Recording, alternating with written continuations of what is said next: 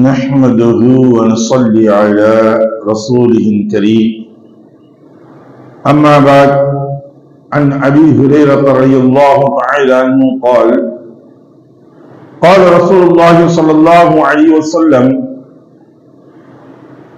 وفي حديث زهير يبلغ به النبي صلى الله عليه وسلم وقال أمر روايته الناس تبعوا لقريش في هذا الشأن مسلمهم لمسلمهم وكافرهم لكافرهم أو قال النبي صلى الله عليه وسلم صدق رسول النبي الكريم. அன்மைக்குரிய சகோதரர்களே, இன்று நாம் பார்க்கக்கூடிய பாடங்கள் ஆட்சி அதிகாரம், அது சம்பந்தப்பட்ட பாடங்களில் தான் பார்க்க இருக்கின்றோம். ஆட்சி அதிகாரம் என்பது இன்று சிலர்கள் சொல்லிக் கொண்டிருப்பது ஆட்சி அதிகாரம் என்பது வேறு, ஆன்மீகம் என்பது வேறு என்பதாக சொல்லிக் கொண்டிருக்கின்றார்கள். இது ஐரோப்பியர்கள் அவர்களுடைய கூற்று எப்படி பேசிக் கொண்டிருப்பார்கள் அது போன்று பேசக்கூடியது. அவர்கள் தான் இதை முதன்மையாக சொன்னவர்கள். மதம் வேறு, அரசியல் வேறு என்று பிரித்து அவர்கள் காட்டிக் கொண்டிருந்தார்கள். சீசருக்கு கொடுப்பதை கொடுங்கள், கர்த்தருக்கு கொடுப்பதை கொடுங்கள் என்பதாக இப்படி அவர்கள் பிரித்து பிரச்சாரம் செய்து கொண்டு வந்து கொண்டிருந்து இருக்கக்கூடியவர்களாக இருந்தார்கள். ஆனால் இஸ்லாமை பொறுத்தவரையும் இந்த அரசியலும் மார்க்கத்திலிருந்து பிரிக்க முடியாத ஒரு அங்கமாகத்தான் இருந்து கொண்டிருக்கின்றது. ரசூலுல்லாஹி ஸல்லல்லாஹு அலைஹி வஸல்லம் அவர்கள் அங்கு மதீனா நகரத்திற்கு சென்ற பொழுது முதன்மையாக மக்களை சீர்திருத்தம் படுத்தினார்கள். எல்லோர்களையும் சரி செய்ததற்கு பின்பு அதிகாரம் எனக்கூடிய ஒரு பலத்தை பெற்றார்கள். அப்பொழுது ஆட்சியும் அதிகாரமும் அதே மஸ்ஜித் நபவியில் இருந்துதான் நடந்தது. ஒன்று, சுலைமான் அலைஹிஸ்ஸலாத்து வஸ்ஸலாம் அவர்கள் துஆ செய்யும் பொழுது அவர்கள் கேட்கின்றார்கள், யா அல்லாஹ் எனக்கு ஆட்சியை தருவாயாக, ஆட்சி அதிகாரத்தை தருவாயாக என்பதான அவர்கள் துஆ செய்து கேட்கின்றார்கள்.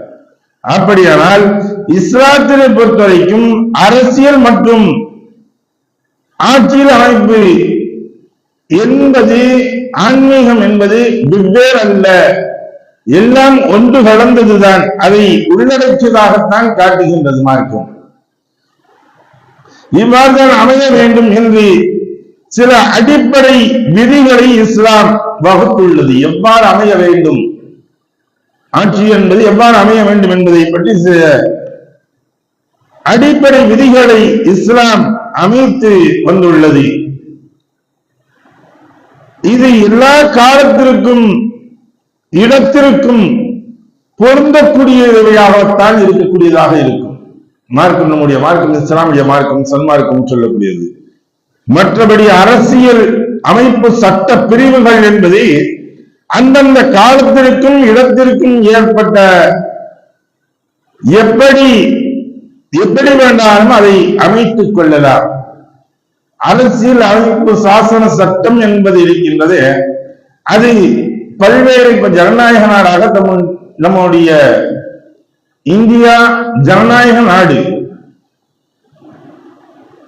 ஆட்சி என்பது நெறிமுறைகள், இஸ்லாமிய நெறிமுறைகள், லஞ்சம் வாங்கக்கூடாது, ஊழல் செய்யக்கூடாது, ஒருவருக்கு மட்டும் சாதகமாக தனக்கு தேவையான சாதகம் பாதகமாக பார்க்கக்கூடாது, நீதமாக நடந்து கொள்ள வேண்டும், எல்லோருக்கும் சமமாக வழங்கப்பட வேண்டும். இதுவெல்லாம் இஸ்லாம் சொல்லக்கூடியது.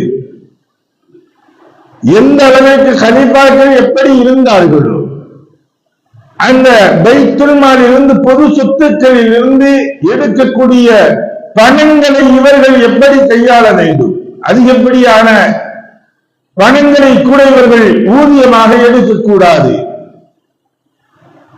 அந்த அளவிற்கு இது அரசியல். அதே சமயத்தில் சாசன சட்டம் என்பது இருக்கின்றன. இது பல்வேறு விதத்தில் ஜனநாயக நாடுகளில் மாறுபட்டதாக இருக்கும். இங்கு இஸ்லாமியர்கள் இருப்பார்கள், இந்துக்கள் இருப்பார்கள், பௌத்தர்கள் இருப்பார்கள், கிறிஸ்தவர்கள் இருப்பார்கள், சீக்கியர்கள் இருப்பார்கள். அப்படியானால் அவர்களுக்கு அந்த அரசியல் சாசன சட்டங்கள் என்று சொல்லப்படும் பொழுது அவர்களுக்குரிய உரிமைகளை நாம் கொடுக்க வேண்டும். அவர்களுக்குரிய உரிமைகளை நாம் தடுப்பது என்பது கூடாது. இந்த இடங்கள் இதைத்தான் ரசூலுல்லாஹி ஸல்லல்லாஹு அலைஹி வஸல்லம் அவர்கள் அந்த இடங்களில் எப்படி அமைய வேண்டும் என்பதை பற்றி சொல்லும் பொழுது அந்த காலகட்டத்திற்கு தகுந்தார் கொண்டு அமைத்துக் கொள்ள வேண்டும். அடிப்படை விதிகளுக்கு மாற்றம் அமையாத வகையில் இருக்க வேண்டும். அப்ப உண்மையில் ஆட்சி அதிகாரம் எப்படி இருக்க வேண்டும் என்பதைத்தான் நாம் அங்கு காட்டக்கூடியது. நீளமாக எல்லோருக்கும் எளிமையான வாழ்க்கையில் இவர்கள் அமைந்து கொள்வது எல்லாத்துக்கும் இவங்க நல்லதான்பா செய்வாங்க அப்படிங்கிறது. ஏன்னா ஆட்சி அதிகாரம் என்பது நம்மள்கிட்ட இல்ல, அல்லாஹுடைய கரத்தில் இருக்கிறது. அப்ப நம் யார், இவர்களுக்கு நாம் வேலை செய்யக்கூடிய ஒரு ஊழியர்களாக இருந்து கொண்டிருக்கின்றோம். இறை கட்டளைக்கு எதிராகவோ அல்லது சட்டத்திற்கு எதிராகவோ எந்த ஒன்றையும் நாம் அங்கே ஏற்படுத்திவிடக் கூடாது. அதுதான் நாம் அங்க பார்க்கக்கூடியது. அப்ப நாம் இவர்களுக்கு ஒரு ஊழியர்கள் தான், நம்முடைய பொறுப்புகளில் இருக்கக்கூடியதுதான். அது தேர்ந்தெடுக்கக்கூடியது எப்படி தேர்ந்தெடுக்கப்பட வேண்டும்? ஆட்சி தலைமைக்கான வேட்பாளரை மக்களால் ஒப்புக்கொள்ளப்பட்ட நிபுணர்கள் குழு நியமிக்கும். அதாவது தேர்தல் ஆணையம் என்று சொல்கின்றோமே, இந்த தேர்தல் ஆணையம் தான் அவர்களை யார் வேட்பாளர்களாக வர வேண்டும் என்பதை நிர்ணய குழுக்களாக நிர்ணயிக்கப்பட வேண்டும். அவருக்கு நாட்டு மக்கள் வாக்களித்து தேர்ந்தெடுக்கப்படுவார்கள். ஆட்சியாளர்கள் நேர்மையாளர்களாக இருக்க வேண்டும். ஆட்சி என்பது பொறுப்பே தவிர உலக ஆதாயம் சொத்துரிமை அன்று. உலக ஆதாயத்திற்காண்டி இது ஒரு சொத்து, இது சேர்த்துக் கொள்ளக்கூடிய சொத்து சேர்க்கக்கூடிய ஒரு பிசினஸாக வரக்கூடியது அல்ல. ஆட்சியை விரும்பி கேட்பவருக்கு அதை வழங்கக்கூடாது. மார்க்கம் சொல்லக்கூடியது அதுதான். எனக்கு தலைவர் பதவி கொடுங்க, எனக்கு முட்டவள்ளி பதவி கொடுங்க, எனக்கு சிஎமான நாட்டுங்க அப்படின்னு சொல்லி கேட்டு வந்தாலும் அவனுக்கு நம்ம செய்யக்கூடாது. ஏன் அப்படி அவர்கள் விரும்பி கேட்கக்கூடியவர்களுக்கு தரக்கூடாது என்பது அடிப்படையில் சொல்லக்கூடியது என்னன்னா, அவங்க ஏதோ ஒரு காரணத்தை வைத்துதான் அதற்குள் வருகின்றார்கள். எனக்கு வேணாங்க அப்படின்னு ஒதுங்குறவங்க நாம் கொடுக்கக்கூடிய சமயங்கள் அவர்கள் செயல்பாடுகளில் வருவார்கள். கலந்து ஆலோசித்தல் அடிப்படையிலேயே ஆட்சி நடக்க வேண்டும். இவையெல்லாம் இஸ்லாம் வலியுறுத்தும் சில அடிப்படை பொது விதிகளாகும். அப்ப இவர்கள் சட்டங்களை ஒன்று ஏற்றுகின்றார்கள் என்றால் நம்ம உட்கார்ந்துக்கிட்டு நம்ம ஒரு ஆர்டர் போடுறதல்ல. இவர் ஆர்டர் போட்டு அதை ஒண்ணு நடத்தணும், இதை செய்யுங்க அது செய்யுங்க அப்படி செய்யறதல்ல. மக்களிடம் ஆலோசனை செய்ய வேண்டும். ஆலோசனை எப்படி வைக்கணும்? காலியான பாத்திரத்தை கொண்டு வந்து குழாயடியில வச்சோம்னா எப்படி தண்ணி ஊத்துனா அது நிறையுதோ அந்த பாத்திரம், அதுபோல எந்த தீர்மானங்களும் இவர் எடுத்திருக்க கூடாது. இங்கே வந்து மக்களிடம் ஆலோசித்து தீர்மானம் எடுக்க வேண்டும். இன்னைக்கு எப்படி ஆயிடுறாங்க, இவங்களா உட்கார்ந்து ஒரு தீர்மானத்தை எடுத்துட்டு வந்துட்டு மக்களை எடுத்து அந்த தீர்மானத்தை திணிக்கும் அளவிற்கு ஆகிவிடுகின்றார். இது கூடாது.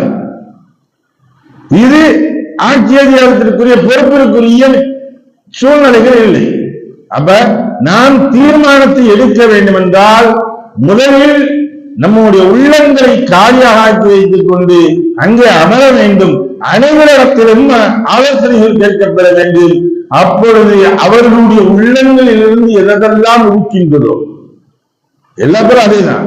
ஆலோசனை கொடுக்கக்கூடியவங்க ஒரு முடிவு எடுத்துட்டு வந்து நம்ம எல்லாம் இப்படி செய்வோம் அவங்க முடிவெடுத்துட்டு வந்து செய்வதல்ல. அப்ப காலியாக இருந்த அவர்களுடைய உள்ளங்களில் அல்லாஹு தஆலா உதிக்க வைப்பான் சில விஷயங்களை. அதிலிருந்து ஆலோசனை செய்து எடுக்கக்கூடியதுதான் இந்த மஷவரா முடிவாக இருக்கும். அப்ப இஸ்லாம் எந்த அளவிற்கு தெளிவாக இந்த ஆட்சி அதிகாரங்களில் இருக்கக்கூடியவர்கள் ஆட்சிகளை எப்படி செய்ய வேண்டும், அமைக்க வேண்டும் என்பதை பற்றி வலியுறுத்திக் கொள்கின்றது.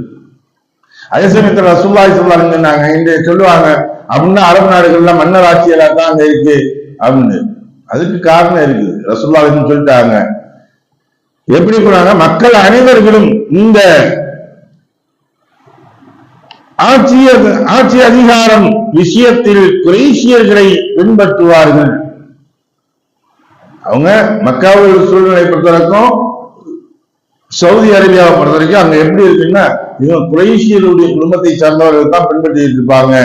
அவர்களில் முஸ்லிமாய் இருப்பவர்கள் குறைஷியர்கள் முஸ்லிமானவர்களை பின்பற்றுவார்கள். அவர்களில் இறை மறுப்பாளர்களாக இருப்பவர் குறைஷியர்களில் இறை மறுப்பாளர்களை பின்பற்றுவார்கள் என்பதாக ரசூலுல்லாஹி சொன்னாங்க. அப்ப இது என்னன்னா, முன்னால் இதற்கு முன்னாடி ரசூலுல்லாஹி இஸ்லாத்தை கொண்டு வருவதற்கு முன்னால் அவர்கள் நிராகரிப்பாளர்களாக இருந்தார்கள், குறைஷியர்கள் இருந்தாங்க. அப்படி இருக்கக்கூடிய சமயங்களிலும் அவர்கள் என்ன செஞ்சாங்க, குறைஷியர்களுடைய இருந்துதான் தலைவர்களை அவர்களை பின்பற்றி போனார்கள். இப்ப இருக்கக்கூடிய அதே வம்சா வழிகளில் இருந்து அந்த குறைஷியர்களுடைய இதிலிருந்து வரக்கூடியவர்கள் தான் இவர்கள் தான் ஆட்சி அதிகாரத்தில் வந்து கொண்டிருக்கின்றார்கள். அதனால அது அங்க அப்படித்தான் நடக்கும் அப்படிங்கிறதையும் ரசூலுல்லாஹி அதையும் தெளிவுபடுத்தி சொல்லி காட்டுகின்றார்கள். எதையும் படித்தோமோ எதை கேட்டோமோ அதை விளங்கி நடக்கக்கூடிய நன்மக்களாக உள்ளவங்களாக மாற்றி அருள்வானாக. அல்ஹம்துலில்லாஹி ரப்பில் ஆலமீன். சுப்ஹானல்லாஹி வபிஹம்திஹி சுப்ஹானல்லாஹு வபிஹம்திக வனஷ்ஹது அல்லா இலாஹா இல்லா அன்த வனஸ்தக்ஃபிருக வனதுபு இலைக. ஆமீன். சுப்ஹான ரப்பிக ரப்பில் இஸ்ஸத்தி அம்மா யசிஃபூன் வஸ்ஸலாமு அலல் முர்ஸலீன். அல்ஹம்துலில்லாஹி ரப்பில் ஆலமீன்.